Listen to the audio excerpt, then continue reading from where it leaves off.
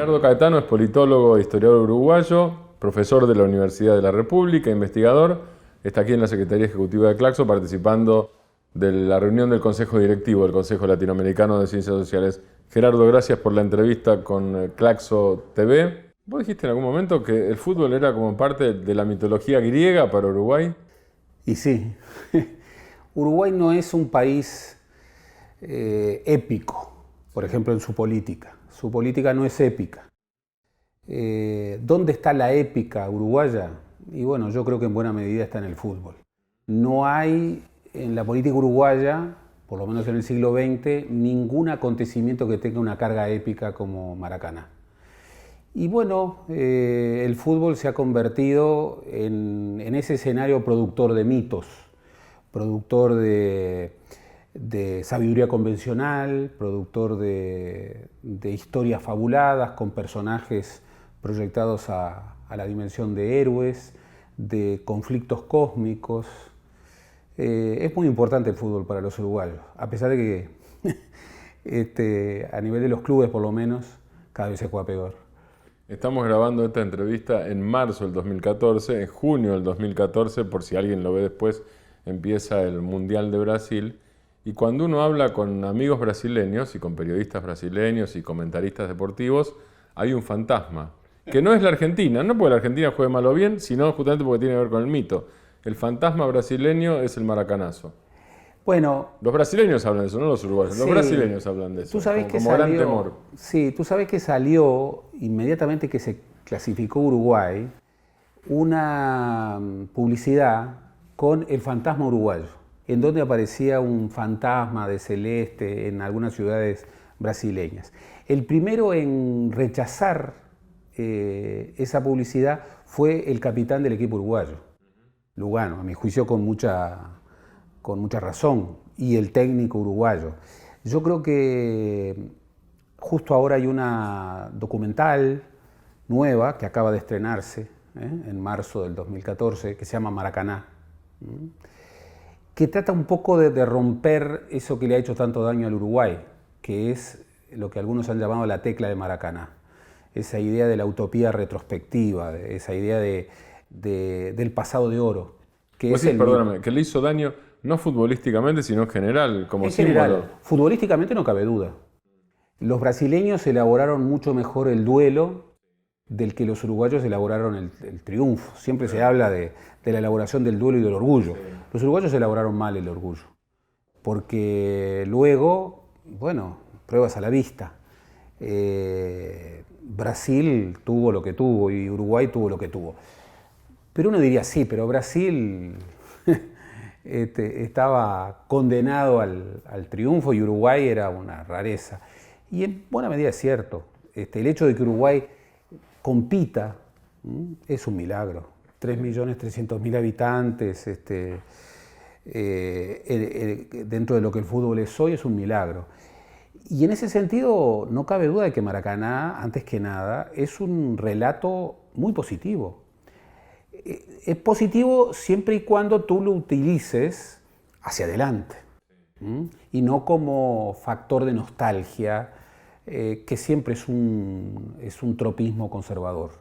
El Uruguay elaboró mal el orgullo porque en algún sentido, como han dicho algunos, cuando los uruguayos salen a jugar, esto se ha roto con el ciclo Tavares. Sí, con el tercer puesto en el último mundial, por ejemplo. El cuarto puesto. Perdón. Claro, es como que los uruguayos o salían campeones o no importaba. Bueno, ahora salir cuartos en un mundial fue algo muy celebrado. O si no, estaba un optimismo ciego, de decir que Uruguay era favorito, a un pesimismo también ciego, respecto a que Uruguay no le ganaba a nadie. Y bueno, ni calvo ni con dos pelucas. ¿Y esa tecla melancólica funciona para la política también? Sí. ¿O funcionaba? No sé. ¿Funciona o funcionaba? Funciona y funcionaba. Aunque el Uruguay está cambiando mucho más de lo que el mismo Uruguay supone. En el fútbol y en la política. Sí, sí. Los uruguayos muchas veces disimulan sus propias transformaciones. En Uruguay en los últimos 30 años ha habido transformaciones impresionantes. Por ejemplo, ¿cuáles? Siempre se alude a que, bueno, hace 30 años, a la salida de la dictadura, el Partido Colorado ganó con el 41%, el Partido Nacional tuvo 35% y el Frente Amplio tuvo 22%. Sí. Hoy el Frente Amplio tiene entre 48 y 52% y los partidos tradicionales para ganar o piensan en el balotaje o, por ejemplo, en Montevideo han fundado un lema común que se llama el Partido de la Concertación. Son dos situaciones insólitas. Impensables. Mis hijos naturalizan eso, que en mi memoria es algo realmente increíble. Yo siempre pensé que la izquierda en Uruguay iba a ser un testimonio. Hoy es el partido de gobierno y en realidad... Con perspectiva de seguir siéndolo. Con perspectiva de seguir siéndolo. Y blancos y colorados, que eran... Wilson Ferreira decía que el Partido Colorado era el nombre que en el Uruguay le daban al gobierno. Porque en realidad prácticamente gobernó durante la enorme mayoría de la historia del país. Y el Partido Nacional, bueno, gobernó en algunos otros momentos, por ejemplo, en el colegiado entre el 59 y el 67, pero también cogobernaba con blancos y colorados. Y hoy en realidad, bueno, les cuesta mucho, pero la sabiduría convencional es que la primera fuerza en el país es el Frente Amplio, es la izquierda. Eso es muy insólito, sobre todo para aquel que no lo ve con perspectiva histórica. Porque, bueno, yo que he vivido ese proceso, para mí es un cambio gigantesco. Y sin embargo, para los jóvenes es como naturalizar lo que antes era el hecho de que blancos y colorados juntaban, bueno, el 80, el 90% de los votos. Si uno toma Montevideo, si no me equivoco, se está por cumplir un ciclo de 25 años. 25 años, exactamente, 25 años. Incluso esa perspectiva de que en Montevideo, bueno, el Frente Amplio ha llegado a tener el 60% del electorado. Y que hoy, bueno, 25 años es mucho tiempo, hay algunos signos de agotamiento de la gestión frente amplista. En la última elección ya hubo, bueno, cerca de un 10% de voto en blanco, lo cual hizo que el Frente Amplio ganara, pero ganara con un promedio bastante menor. Sin embargo, el voto en blanco, como se estudió, eran frente amplistas que para castigar la mala gestión o la gestión controvertida del Frente Amplio en Montevideo, votaban en blanco, pero no votaban a blancos y colorados. Y ahora, en algo que cuesta imaginar desde una perspectiva histórica, blancos y colorados que es, bueno, son las divisas, son los partidos uruguayos desde la primera mitad del siglo XIX hasta comienzo del siglo XXI, están pensando en coaligarse. Algunos dicen que esto es el comienzo de la construcción de un futuro único partido entre blancos y colorados para ganar en Montevideo, porque si no, no imaginan cómo ganarle al Frente Amplio. Y esto que es un cambio en la política, yo te lo podría referir en los más diversos niveles. El Uruguay, por ejemplo, está viviendo una revolución productiva en donde cosas que parecían increíbles, siempre se hablaba de la utopía de 5.000 millones de dólares de exportaciones. Bueno, el Uruguay hoy está arriba de los 10.000 millones de dólares de exportación. Siempre se hablaba de que el Uruguay era un país ganadero. Bueno, hoy el Uruguay, el primer rubro de exportación es la soja. Y hoy el Uruguay tiene revoluciones en el sector lácteo, en el sector arrocero. ¿Es verdad que la migración se terminó, se interrumpió? Bueno, la inmigración... bueno, la emigración, digo. La emigración. Bueno, este es otro cambio. Uruguay tiene una diáspora que, de acuerdo a estimaciones conservadoras, anda por arriba de los 600.000 uruguayos. Tú piensas una población casi congelada en 3.300.000, 600.000 es muchísimo. El 20%. 20%. Siempre se pensó que la inmigración no iba a permanecer contra un ciclo económico de bonanza o contra un ciclo político de cambio. De hecho, el origen del Frente Amplio está unido con un eslogan emblemático que era "No te vayas, ha nacido una esperanza". Uh-huh. Contra el último que apague la luz, ¿no? Exacto. Sí. Y sin embargo, contra el ciclo político el Frente Amplio ganó ganó por primera vez las elecciones, y contra el ciclo económico. Hace 10 años que el país vive, bueno, la ola de crecimiento económico más larga de su historia, con altibajos, pero la migración permanece. Y eso, unido con una tasa de natalidad muy baja, lleva a un país que prácticamente no crece en términos absolutos en su población. El censo nacional de 1963 era un censo que planteaba 3.300.000 uruguayos. Hoy, el último censo de 2011 plantea más o menos lo mismo, solo que hay 600.000 uruguayos en el exterior. Y cuando se le pregunta a los jóvenes, hay una proclividad importante todavía para emigrar. De todas maneras, hoy en el Uruguay hay muchas más oportunidades, y este ciclo último de 10 años de crecimiento económico con políticas redistributivas, bueno, también ha cambiado el Uruguay. El Frente Amplio en el año 2004 recibió un país con un 40% de pobres. Hoy hay un 10% de pobres. Recibió un país con 4,7% de indigencia. Hoy la indigencia está en el 0,5%. Y si bien la desigualdad recién comenzó a cambiar su signo en el 2007, el índice de Gini, que es una manera de medir la desigualdad, viene bajando. Y se ha llegado al nivel de desocupación más bajo desde que hay mediciones en el Uruguay, que es un 6%. Esto está hablando de que hay cambios, y que esos cambios también generan una proclividad a que el Uruguay le dé más oportunidades a los uruguayos para que puedan desplegarse en el país. ¿Cómo juega en esto la política de integración? Política de integración con la Argentina, o de choques con la Argentina, y la política de integración con Brasil. Uruguay ha tenido a lo largo de su historia ciertas claves de su política exterior. Una es que el Uruguay es internacional o no es. Sí. El Uruguay no tiene mercado interno como para desarrollar una lógica, una estrategia de mercado internista. El Uruguay tiene que orientarse hacia afuera. El Uruguay es un pequeño país entre dos gigantes, pequeño en términos relativos, pero en relación a Brasil y a la Argentina es pequeño. Brasil un país continente, Argentina un país que tiene, bueno, la proyección cuasi continental que tiene.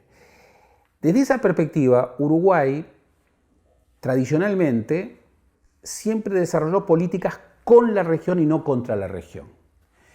Un viejo dirigente nacionalista, Luis Alberto Herrera, decía: Uruguay nunca puede ser un Gibraltar en el Río de la Plata. Y hablaba de la lógica de los círculos concéntricos. Primero la nación, era un nacionalista, luego la región y luego el mundo.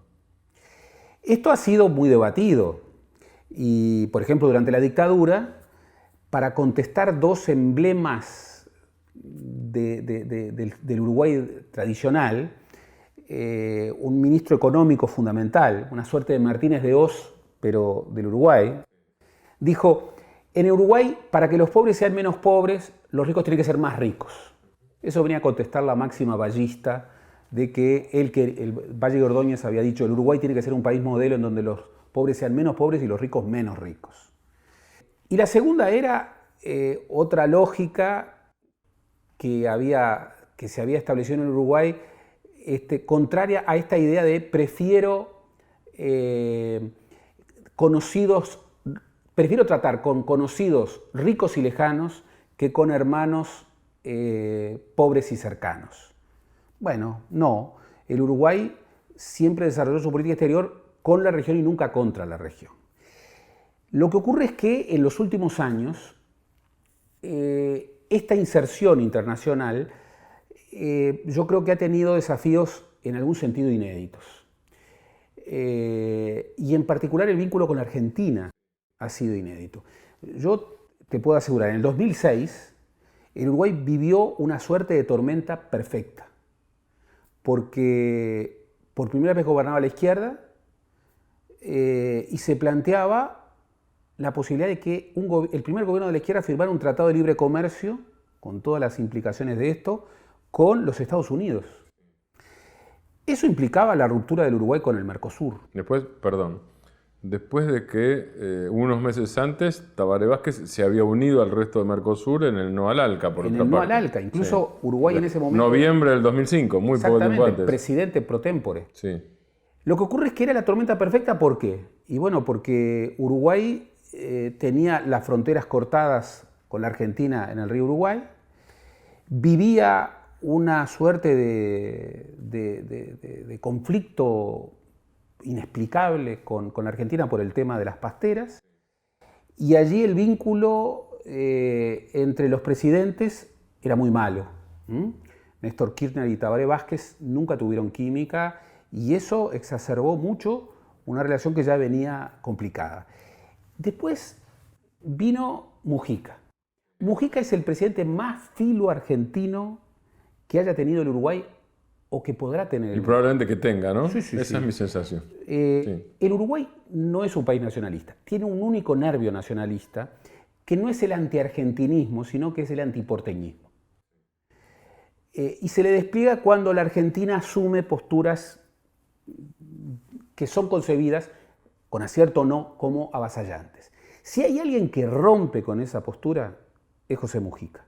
José Mujica cuando dice, y lo ha dicho infinidad de veces, Uruguay y Argentina no son hermanos, no son mellizos, son gemelos, nacieron de una misma placenta, no está haciendo poesía, está refiriendo una concepción de la historia de la región. Y la cree, no está hablando para la tribuna. Bueno, la verdad que no le ha ido bien. Y hoy, por ejemplo, en el Uruguay, en el ciclo electoral, los políticos de la oposición le piden a los periodistas que les pregunten sobre el vínculo entre Uruguay y la Argentina. Para hacerse más duros. Justamente. Nosotros teníamos en el Instituto de Ciencia Política una pauta de medición en donde cada vez que Tabaré Vázquez se acercaba a la negociación con el gobierno argentino, bajaba 10 puntos en la intención de votos. Sí. Y cada vez que se afirmaba en una postura dura, subía 10 puntos. Mujica rompió todo eso e intentó, con su estilo, de manera muy frontal, una lógica de negociación personal. Incluso él afirmaba la idea de que él con Cristina iba a arreglar el asunto. En algún momento pareció, cuando fue la reunión de la estancia en Chorena. Sí, y luego, sin embargo... Se levantó el corte en ese momento, muy poco Claro, tiempo después. claro, aparecía como una lógica muy saludable. Hoy yo te diría que Mujica, que tiene un alto índice de popularidad, sin embargo, es desestimado por la mayoría, incluso de los frenteamplistas, en su política con la Argentina. Está visto como blando. Como blando, como concesivo. Como concesivo, incluso como que de alguna manera no está defendiendo correctamente el interés nacional. Y eso es una piedra en el zapato, ya no solo para el Uruguay, sino para el Mercosur. ¿En qué incide eso negativamente sobre el Mercosur? Y mucho, porque tú piensas, hay una serie de contenciosos bilaterales entre Uruguay y Argentina. No es solamente el tema de las pasteras, es el tema de la lucha de puertos, tema que viene desde la colonia. Es el tema... Está Montevideo, Buenos Aires y están los del río Uruguay ahora, por como supuesto, tema nuevo, sí. Es el tema de la hidrovía, es el tema de la unión aduanera, de negociar como bloque frente al mundo. Es el tema de que el Uruguay también puede captar inversiones. Es el tema de que el Uruguay también sea un país industrializador. Es el tema de que el Uruguay puede tener relaciones bilaterales más o menos equilibradas con sus vecinos gigantes. Es el tema incluso de la asociación. Mujica pensaba que la regasificadora, uno de sus proyectos, iba a ser binacional. Y pensaba en la Argentina. Mujica pensaba en que por primera vez la cuenca del Río de la Plata iba a desarrollar, como requiere, un manejo integrado de una cuenca plurinacional. Mujica pensaba en que la lógica de la matriz energética uruguaya iba a ser una matriz concretada con la región. todo eso, bueno, no prosperó. Mujica empezó su periodo diciendo, vamos en el estribo de Brasil, algo muy fuerte también, la vieja lógica pendular, somos el puente mercosureño entre Brasil y Argentina, y nosotros no somos hermanos, somos gemelos con la Argentina, no podemos estar mal. Y bueno, ha mejorado mucho en la relación bilateral con Brasil, a Uruguay le va bien con Brasil, pero entre sus grandes frustraciones está en que Mujica no logró sintonizar con Cristina. Incluso, yo te diría, no es solamente el más filo argentino, sino es el más filo peronista. En un país muy gorila, como es el Uruguay. Muy gorila, un país que... Y antes citaste a Herrera, que era reivindicado por los peronistas, justamente. Por supuesto. ¿Y dónde empezó su carrera política Mujica? En el herrerismo. O sea, Mujica podía pensar de una manera diferente el vínculo con un gobierno peronista. Algo que para el uruguayo tradicional es muy complicado por la cultura política uruguaya, por el vallismo. Entonces, un Mercosur con un litigio entre Uruguay y Argentina pierde credibilidad. Como también pierde credibilidad un Mercosur que tiene problemas para administrar comercio intrazona y al mismo tiempo para proyectarse como bloque. Un Mercosur que no puede resolver la ecuación energética, que no puede desarrollar políticas públicas comunes. Por eso allí hay una cuestión de legitimidad herida. Y por supuesto de que en esto nunca hay que pensar en clave nacional y decir, bueno, no, lo que ocurre es que la Argentina defeccionó y Uruguay... No, acá hay, digamos, problemas compartidos.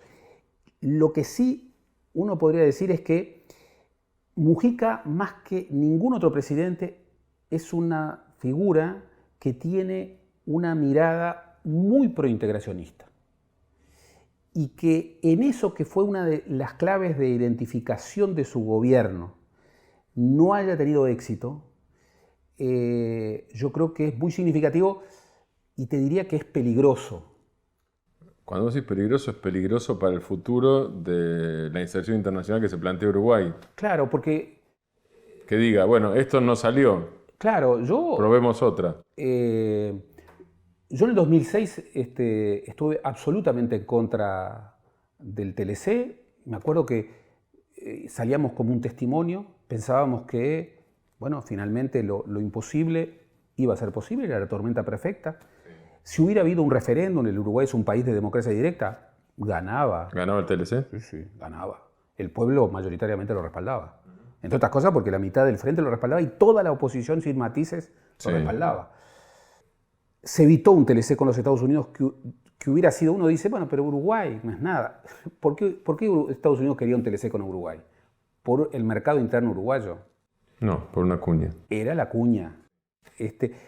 Idea que ha estado históricamente. En el Uruguay pudo haber bases norteamericanas durante la Segunda Guerra Mundial.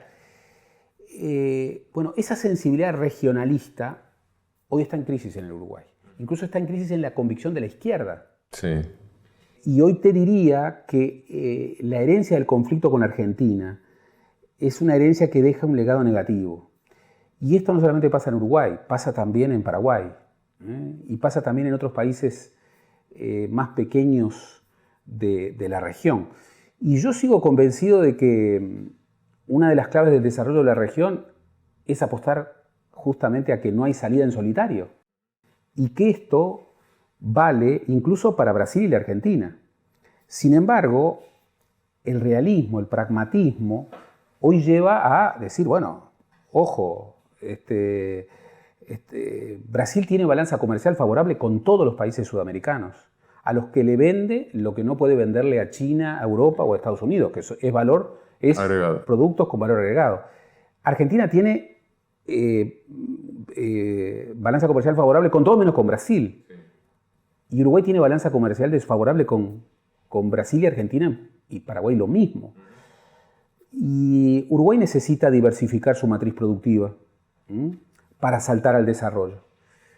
Y eso supone una integración diferente con la región, en un proyecto que no es solamente comercial, que es de complementación productiva, que es de políticas públicas regionales. Estamos muy lejos de esa, y eso defender ese modelo de Mercosur en Uruguay hoy es muy difícil. Y tú sabes bien, los procesos de integración son también batallas culturales. Y cuando se pierde esa batalla cultural, la posibilidad de regresiones políticas es muy grande. ¿Cuál sería una regresión política para mí? Y el hecho de que Uruguay, y tal vez no solamente Uruguay, abandonen el camino regional y tomen la tentación del vínculo con los poderosos. Hoy está planteado la negociación de un tratado de libre comercio con la Unión Europea, Mercosur, Unión Europea. Todavía no hemos visto las ofertas, pero todos sabemos lo que implica negociar un TLC. No solamente implica negociar aranceles o subsidios, no solamente implica negociar... Sí, son marcos jurídicos, estratégicos, de patentes. Liberalización de propiedad intelectual, liberalización de compras gubernamentales, liberalización del tema servicio, norma de competitividad. Sí, son decisiones estratégicas. Estratégicas. O incluso estratégicas militares a veces. Absolutamente. México, toda Centroamérica más República Dominicana, Colombia, Perú y Chile, ya están orientados en esa lógica, que por otra parte no funciona porque los TLC no se cumplen o se incumplen en un porcentaje grande. El Mercosur, más Ecuador, más Bolivia, ha resistido esa lógica, incluso pensando en otro desarrollo. Sin embargo, la lógica del Mercosur es una lógica de un statu quo que no funciona, porque como bloque, el Mercosur ha sabido decir que no, y es bueno que un bloque sepa decir que no. Yo creo que le dijo muy bien que no al ALCA, pero también tiene que construir alternativas. Y en ese sentido las alternativas como bloque han sido nulas. Y en el contexto internacional actual, sobre todo para los países pequeños, pero no solamente para los países pequeños, bueno, este nuevo marco de negociaciones en donde se discuten no solamente comercio, sino este tipo de reglas, es fundamental discutirlas como bloque. El Mercosur todavía no ha logrado hacerlo. Por eso yo creo que el litigio entre dos países tan cercanos, desde tantos puntos de vista, yo creo que hiere mucho a los procesos de integración, que para mí siguen siendo una condición absolutamente indispensable para el salto al desarrollo de nuestros países. Gerardo, muchas gracias. Gracias a ti. Gerardo Caetano, de la Universidad de la República, miembro del Consejo Latinoamericano de Ciencias Sociales, aquí en Claxo TV.